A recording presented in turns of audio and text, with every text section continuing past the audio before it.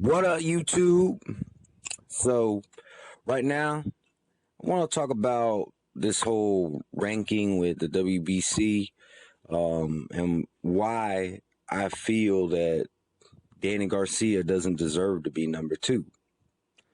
So there's been, some discussions and debates about, that he has a good resume, which I agree he does have a good resume. But here's the thing you got to take into account. Almost all his resume is down at 140. He's only fought one fighter at 147. He fought Paulie Malignaggi, who is not really a top contender. Not right now. Not when Danny Garcia fought him. So, I mean, don't get me wrong. I don't think that you discredit anything he's done out of 147. He definitely deserves to get some credit. I do think that he either should be in the lower ranking or maybe just out of the top 10, but for him to be ranked number 2 to me is ludicrous. And let me just explain. So it's been brought to my attention that Danny Garcia has a better resume than Keith Thurman and Kell Brook and other fighters in the division. This is true.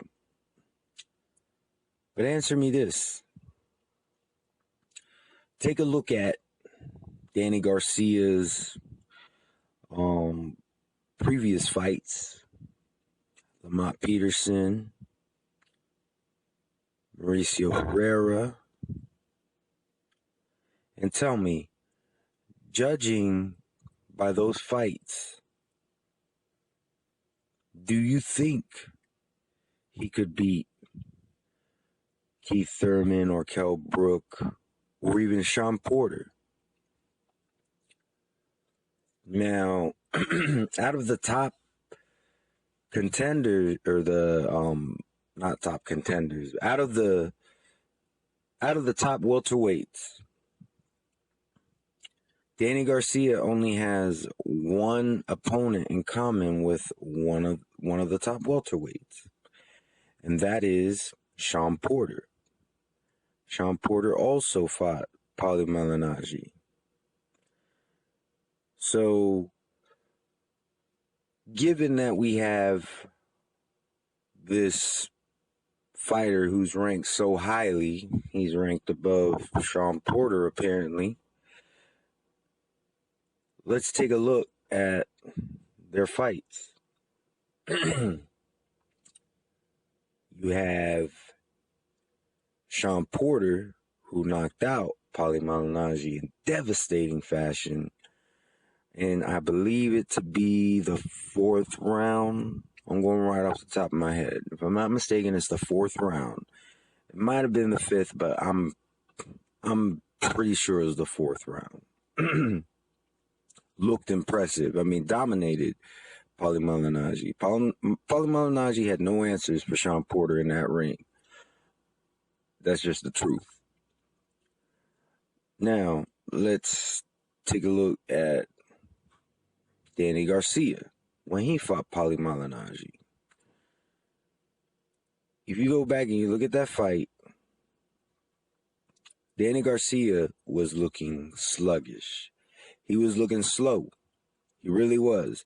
Now, don't get me wrong, Paulie Malignaggi wasn't posing any real threat to him in the ring.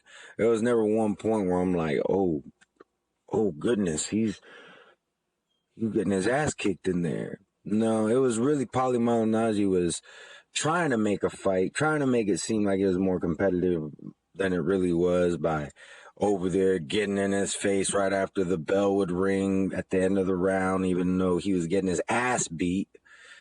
But he still was giving Danny Garcia more problems than what I expected. I mean, don't get me wrong, I wasn't expecting it to be a blowout, but what I was expecting was a late round stoppage in a impressing performance. I was expecting for him to look better than he ended up looking that night. And he did get the TKO in, it was either 8 or 9. And to be honest, and this is just my opinion, I think the ref could have let it go a little bit longer. It wasn't like Paulie Malignaggi wasn't doing anything. You know, it was, I don't know. To me, it seemed a little premature. But it's like I said, you know, boxing is all about perspective, how you perceive things, because there's really no complete right or wrong when it comes to things like this. Because you still got people today saying that Manny beat Floyd Mayweather, and I disagree with that. I do think that Floyd Mayweather beat him, as much as I hate to admit it. But you still have people saying that it went the other way around. And I'm not saying those people are wrong. They saw it differently than I saw it. And I don't think that Danny Garcia looked great against Paulie Malignaggi at all. And he really should have. Paulie Malignaggi's over the hill and hasn't done shit for a while. You know, and he was coming off of a long-ass layoff. Paulie Malignaggi could say all he wants, saying that, oh, I was feeling great, so I figured I'd go ahead. You know, he was talking, before that, he was talking about going into retirement already, you know. But I think the money that he was offered was probably good enough where he was like, all right, I'll go ahead and do it. I don't think he was really feeling up to it like he said he was. I mean, I could be wrong. That's just my theory. You know, I think that the money was right, and he said, all right, let's do this. I'll go into training. And but anyways, so back to the ranking. Ranking can also be to an extent based off of how you perceive things. And this is my take on it. Yes, he has a good resume. I won't deny him that. But he has some controversial wins on that resume. And the one fight that he's had at this division, where these other guys have been putting in work, that one opponent wasn't a great opponent, and he didn't necessarily look that great against him. That's my take on it. And I mean, if I'm going to rank fighters, one of the things that I'm going to take in account is, do I think he could beat these guys? Do you honestly think he could beat Sean Porter? And it's not like he didn't have the opportunity. Sean Porter said, hey, I'm here if Garcia wants it.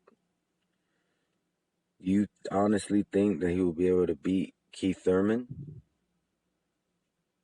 Because I'm telling you right now, when you're in the ring and you see that dude at the other side in the opposite corner, your resumes aren't going to fight for you. It's going to be you throwing hands. So, do you honestly think he could beat Keith Thurman?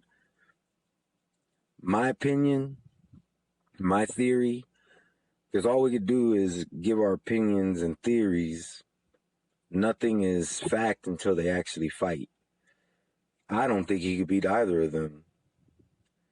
I don't think he could beat Kell Brook either. Now, Kell Brook hasn't, to my knowledge, hasn't said that he wants a fight with Danny Garcia. And, you know, that's, you know, it. So I'm not going to say that fight was there. But if they were to fight, I would not be putting my money on Garcia. And Amir Khan. Yes, Garcia beat Amir Khan. And like I said, I don't like Amir Khan. I really don't. I don't like him. But I don't think Danny Garcia could beat Amir Khan right now. First off, Danny Garcia was losing that fight. He was able to land a good left hook and knocked him out. But I mean, they say lightning doesn't strike in the same place twice. And don't get me wrong, I'm not saying it wasn't skill at all, but since then, Danny Garcia, in my opinion, hasn't improved. If anything, I could make the argument that he has taken a couple steps backward. And Amir Khan has improved. To an extent. I can't give him full credit on improvement because he's only fought once the whole year. It was back in May 29th. And he also didn't look that great against Chris Algieri. I mean, some can make the argument that he lost that fight. But up until that point, he's been showing improvement. So because he hasn't had another fight since, it's hard to say if he could be on the decline as well. But it's hard to say because he hasn't fought anymore. If he had another fight and it was against somebody of the same caliber of Chris Algieri or better, and he completely whips his ass, then that'll be different. But I really can't say. But still, if you were to put any of these guys in the ring with Danny Garcia on any given night, I would be putting my money on the other guy. And that's just the way I feel about it. Really, I think Danny Garcia needs to prove himself a little bit more.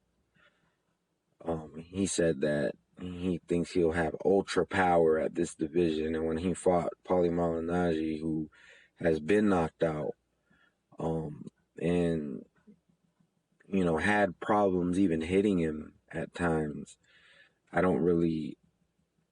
And then when he did hit him, I didn't see anything devastating. I don't really see that ultra power, and I don't really see him beating any of these guys. Keith Thurman is awkward. You can say what you want about him running at the Collazo fight, but he has showed a lot of awkwardness up until that point. Kell Brook, I think, is just simply too strong for him. I think Kell Brook is too strong and too. I don't see him beating Kell Brook. And as for Sean Porter, I could see Sean Porter knocking out Danny Garcia. I really can. And then Amir Khan, I would say Amir Khan would win by points. I think Amir Khan could very easily outpoint him if he wanted to. If he just went in with the mindset of, I'm just going to outpoint him, I would say Amir Khan beats him all day. So that being said, say what you will, but he may have a better resume, but I don't think he deserves to be number 2 at welterweight because I don't think he could beat any of those guys. How are you going to rank somebody above guys that he can't beat? And like I said, that's just how I see it. You might see it a little bit differently. Anyways, feel free to leave a comment. I always engage in conversation.